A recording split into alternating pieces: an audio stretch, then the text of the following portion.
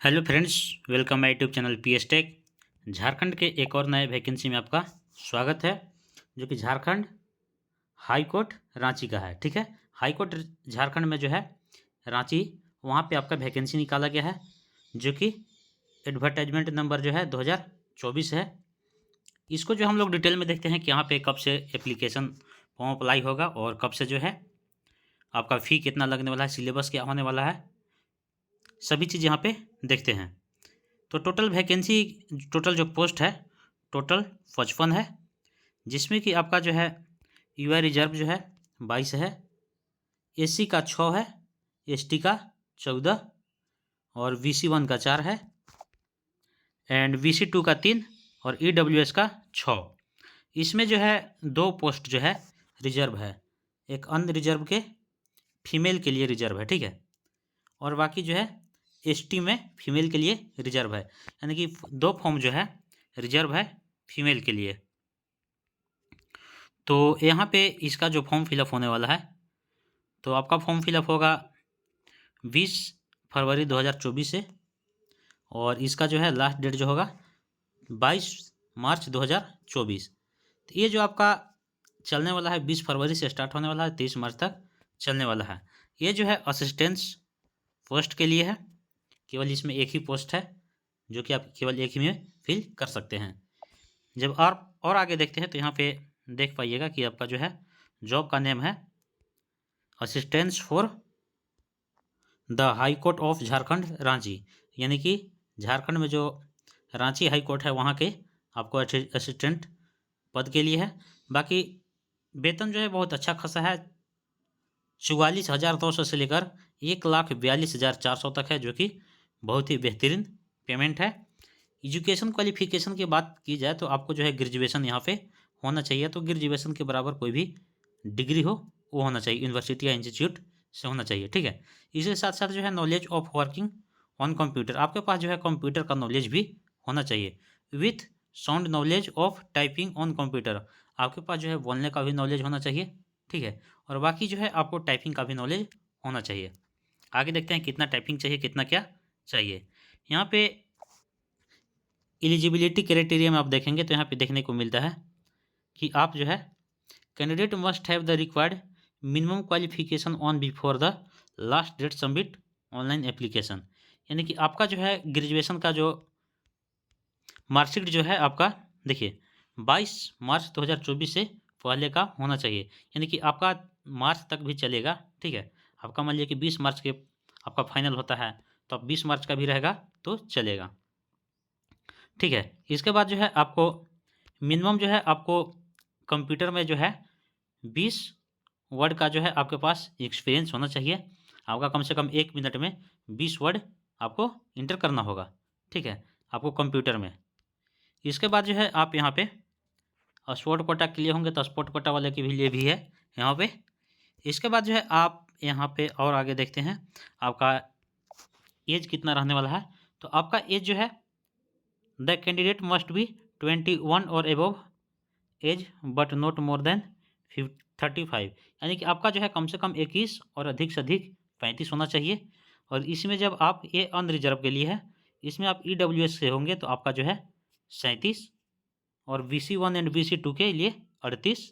बाकी जो है female unreserved EWS VC 1 and VC 2 and 40 year in case of ST SC category for both male and female and सुन, यानी कि आपका जो है इधर जो है आपका 40 ईयर तक आपको चाहिए। इसके बाद जो है पीडब्ल्यूडी यदि आप होंगे तो आपको जो है 10 साल का एक्स्ट्रा छूट दिया जाता है, यानी कि आप जब दिव्यांग होंगे तो आपको जो है 10 साल के यहाँ पे छूट दिया जाएगा। ठीक है, इसके बाद जो है यहाँ पे the reservation policy of the state government will apply of the benefit of the same given to the candidate belong to the state of Jharkhand only, ये जो है केवल झारखंड के लिए है।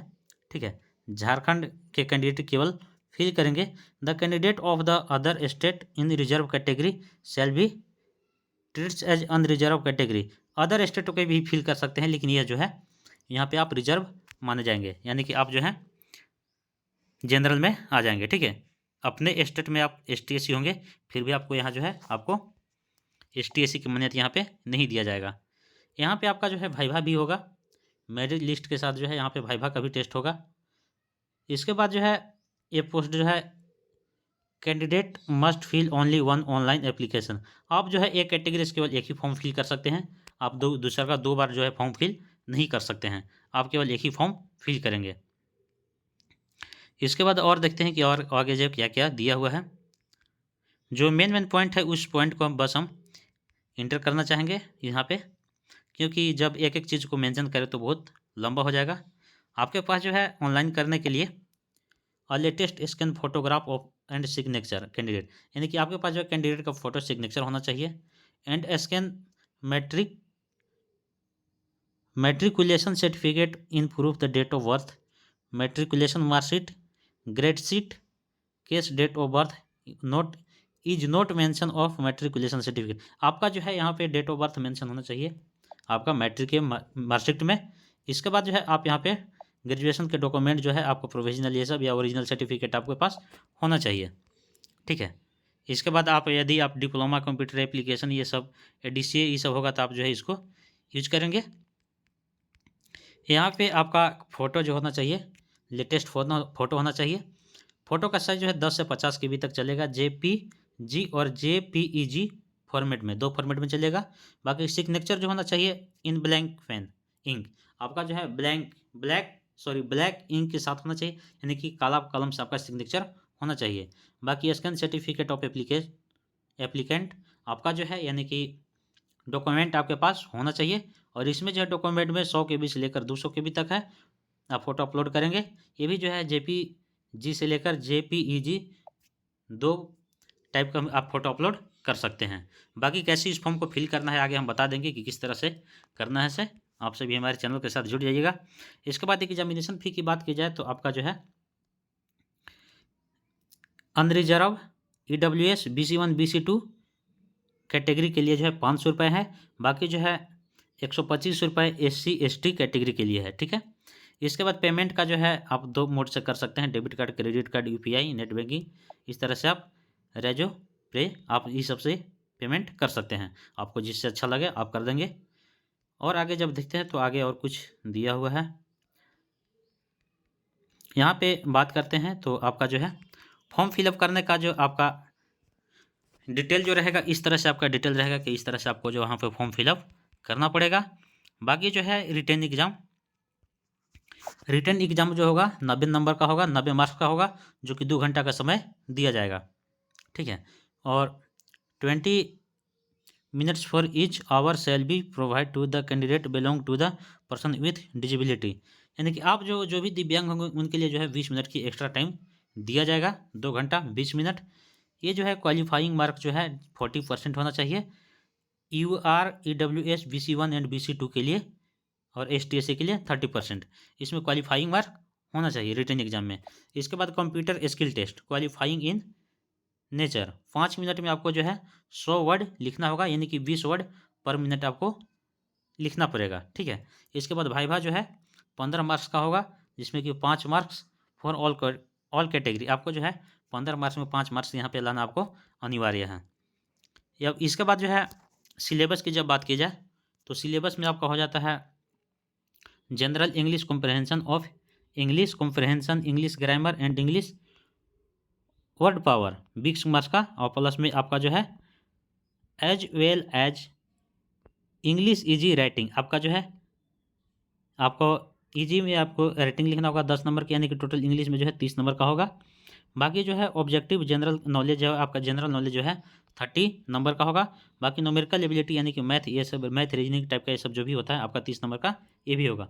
तो टोटल आपका 30-60 यहाँ पे आपका group A, group B, group C, यानी कि इस तरह से इस CP में जो है 30 नंबर का होगा, तो 30 90 नंबर होता है। कंप्यूटर नॉलेज में आप जो है यहाँ पे देख सकते हैं computer skill test qualifying in nature, the merit list to candidate for the purpose appointment may be prepared on the basic written test followed by a test working computer and knowledge to qualifying on computer and viva test। आपको जो यहाँ पे qualifying ये सभी करना पड़ेगा। ठीक है। तो आप यहाँ पे आप इस तरह से नोटिस देख लिए कि आपका जो है हाई कोर्ट के लिए आया हुआ है वैकेंसी। तो आप सभी जो भी एलिजिबल हैं तो इस वैकेंसी को आप सभी इस फिल करें। और बाकी जो फिल कैसे करना है, ऑनलाइन मोड में फिल करना है। तो आपका जो है 20 तारीख को जो है फिल करने के लिए एक और नेक्स्ट वीडियो आएगा, जो कि उसमें आपको बताया जाएगा कि कैसे इस फॉर्म को फिल करना है।